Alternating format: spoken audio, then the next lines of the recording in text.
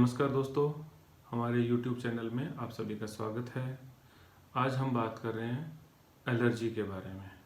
Allergy बहुत बड़ी संख्या में लोगों को प्रभावित करती है। ऐसा समझा जाता है कि 5 से 20% तक आबादी एलर्जी के द्वारा प्रभावित है। तो एलर्जी के विभिन्न रूप हैं, वो किसी न किसी तरीके से हमें प्रभावित कर सकती हैं, जिनमें प्रमुख है जुकाम, एलर्जी का जुकाम, जिसको हे फीवर या एलर्जिक राइनाइटिस कहते हैं। दूसरा है अस्थमा यानी कि दमा या एलर्जिक ब्रोंकाइटिस भी ये कहलाता है। एलर्जी हमारे स्किन में भी हो सकती है।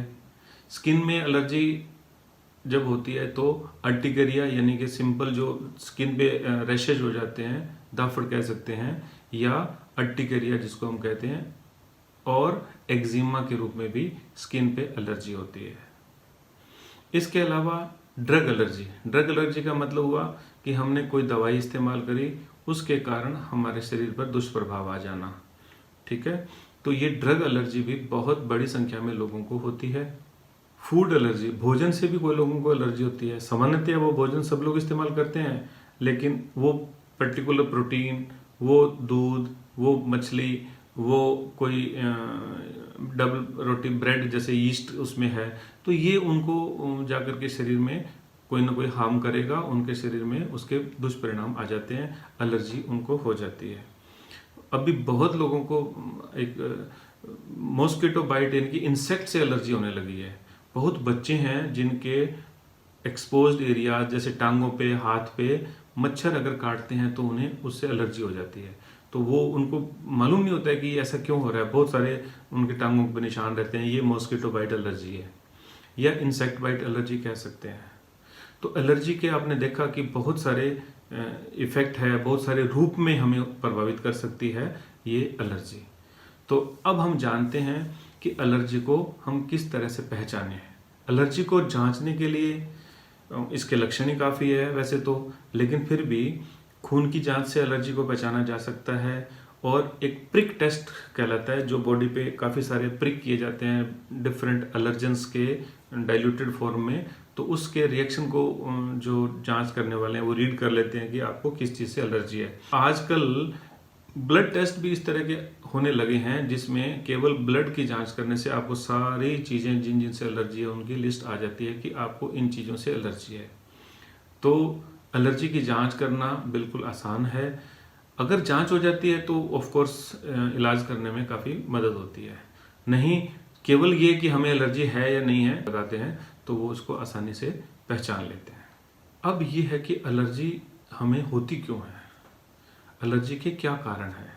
तो एलर्जी के कारण को जानने के लिए इसको 2 भागों में बांटा गया है। एक तो होस्ट फैक्टर है, यानी कि जो व्यक्ति को एलर्जी होती है वो फैक्टर, और इन्वायरमेंटल फैक्टर। इन्वायरमेंटल फैक्टर जो है वो बहुत इम्पोर्टेंट है, खास करके जब हमें प्रिवेंशन करना हो, बचाव करना हो। तो इन्वायरमेंटल फैक्टर को अगर अपन देखें तो उसमें मुख्यतया पोलन एलर्जी, पराग कणों से एलर्जी होती है। हमें डस्ट से भी एलर्जी हो सकती है। डस्ट माइट्स होते हैं जो डस्ट के कीड़े कहलाते हैं, जो कि सोफा में, आपके कारपेट्स में, इनमें पनपते हैं, इनसे भी हमें एलर्जी हो सकती है। एनवायरनमेंट में अगर हम देखें तो फूड हम खाते हैं जिसके कोई भी प्रोटीन से हमें एलर्जी हो सकती है, खास करके मिल्क प्रोटीन, यीस्ट बहुत एलर्जी करते हैं। एग, फिश, नॉन वेज भी लोगों को एलर्जी कर सकता है। पेट में कीड़े हों, इंटेस्टाइनल वर्म्स भी एलर्जी का कारण हो सकते हैं। कुछ दवाइयाँ होती हैं जो एलर्जी करने के चांसेस ज़्यादा बना देती हैं, जैसे हार्ट की दवाइयाँ, बीटा ब्लॉकर्स टाइप की जो दवाइयाँ हैं उनसे बहुत लोगों को एलर्जी होती है। पेन किलर भी एलर्जी कर देते हैं। तो काफ़ी दवाइयाँ हैं जिनसे एलर्जी होती है, वो मालूम चल जाता है टेस्ट में भी, या आपको खाने से भी पता चल जाता है। साइकोलॉजिकल फैक्टर्स, मनोवैज्ञानिक कारण एलर्जी का सबसे बड़ा कारण मैं समझता हूँ, क्योंकि ये एक एक्सटर्नल फैक्टर के रूप में भी है और होस्ट फैक्टर को भी प्रभावित करता है। वो आपको अंदर से कमज़ोर बना देता है। तो कोई भी डर है, एंजाइटी या कि एप्रीहेंशन, कुछ उतावलापन टाइप की चीज़ें, ये अगर है तो एलर्जी होने की संभावनाएं बहुत ज़्यादा बढ़ जाती है। कभी कभी कोई पर्टिकुलर इलनेस होने से, बीमारी हो जाने के बाद में भी एलर्जी किसी को डेवलप हो जाती है। अब हम चर्चा करते हैं होस्ट फैक्टर की। होस्ट मतलब वो व्यक्ति जिसको एलर्जी है, यानी कि हम हमारा शरीर। तो इसमें सबसे महत्वपूर्ण आता है हेरिडिटरी फैक्टर। जीवन में आए हैं, ये जो फैक्टर है जो हमें आनुवंशिक रूप से मिला हुआ है, ये बहुत इंपॉर्टेंट है। हमने देखा है कि बहुत परिवार जिनमें पेरेंट्स को या उनके ग्रैंड पेरेंट्स को एलर्जी थी, उन फैमिलीज में बच्चों को एलर्जी होने के चांसेस बहुत ही अधिक हो जाते हैं। एक और बड़ा महत्वपूर्ण चीज, वैक्सीनेशन। अभी जो हम देख रहे हैं, ओवर यूज ऑफ वैक्सीनेशन हो गया है। जो नेचुरल इम्यून सिस्टम है वो एलर्जी किसी भी एज में हो सकती है, लेकिन फिर भी छोटे बच्चे और बूढ़े लोग, उनको कुछ अलग तरह की एलर्जी होती है। फीमेल को जो साइकोलॉजिकल और स्ट्रेस फैक्टर के कारण ज़्यादा एलर्जी होती है।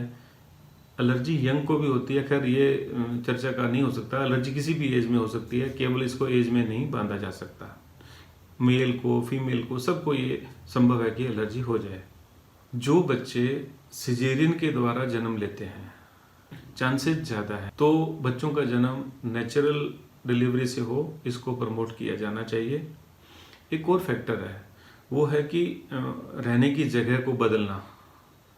आपने देखा होगा कि बहुत लोग जब अपने पैतृक गांव में या जहां वो जन्म लिए हैं, पले हैं, बड़े हैं, वहां उनको रहने से एलर्जी नहीं है, कोई नई जगह जाने से एलर्जी हो जाती है। तो वो एक फैक्टर ऑफ हैबिटेट है। हैबिटेट चेंज करने से भी उनकी टॉलरेंस कम हो जाती है और उनको एलर्जी की संभावनाएं बढ़ जाती है। तो ये सब थे होस्ट फैक्टर। ये बहुत इंपॉर्टेंट है, ये हमें इलाज के दौरान काम आएंगे। तो अब हम बात करते हैं हे फीवर की। हे फीवर यानी जुकाम।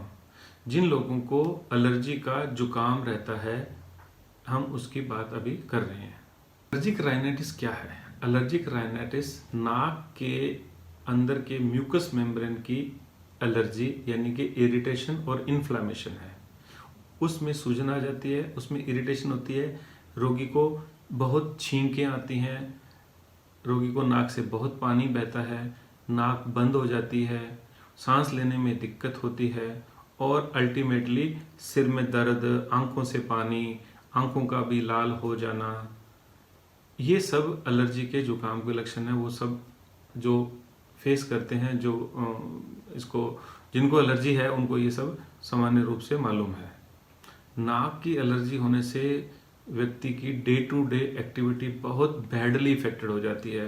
कंसंट्रेशन नहीं होती, पढ़ने में दिक्कत है, काम करने में दिक्कत है, उसका आत्मविश्वास बहुत लो हो जाता है, वो बहुत बुरा फील करता है कि मैं लोगों के सामने छींक रहा हूँ। वो उससे बहुत उसको एंग्जाइटी और इरिटेशन रहने लगती है एलर्जी का जुकाम हो जाने पर। जो एलर्जी का जुकाम है, इसके साथ में स्किन एलर्जी भी हो सकती है, अस्थमा भी हो सकता है और साइनोसाइटिस जो कि कॉमन इसकी कॉम्प्लिकेशन भी है और को एग्जिस्ट भी करता है। तो एलर्जी के जुकाम के साथ में साइनोसाइटिस, हेडेक और ये सब हो सकता है। आओ अब हम जानें कि एलर्जी के जुकाम के क्या क्या मुख्य कारण हैं।